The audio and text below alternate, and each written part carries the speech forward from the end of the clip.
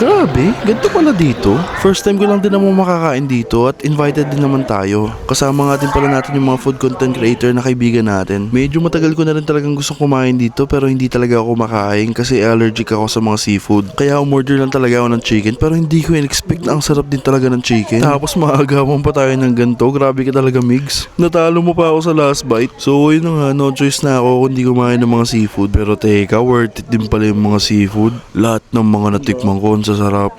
After nitong mango shake na to, talagang napainom na lang ako ng antihistamine. Hindi ko na malaya na may balot pa pala yung straw. Ito na nga, i-share ko kung saan kami kumain at may bago rin pala dito. Paniguradong mapapa-exercise ka. Sauce pala ang ulam na. Ito nga pala yung bagong Fisherman's Bucket. Andito nga pala tayo sa Fish & Co. Shangri-La Mall EDSA. Pero meron din silang branch sa Venice Grand Canal at Uptown Mall. Bale, isa tong Fish & Co. sa concept ng The Bistro Group kaya alam mo. So ang pinunta talaga natin dito is yung Fisherman's Bucket. At meron ko dyan dalawang pagpipilian, yung Sailor Scotch na good for 2 to 3 at Captain Scotch na good for 4 to 5 persons na yun.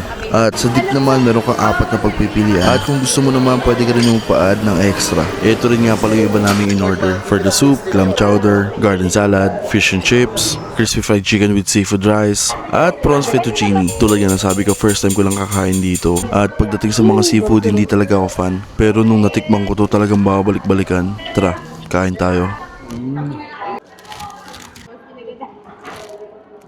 Grabe, sarap nito.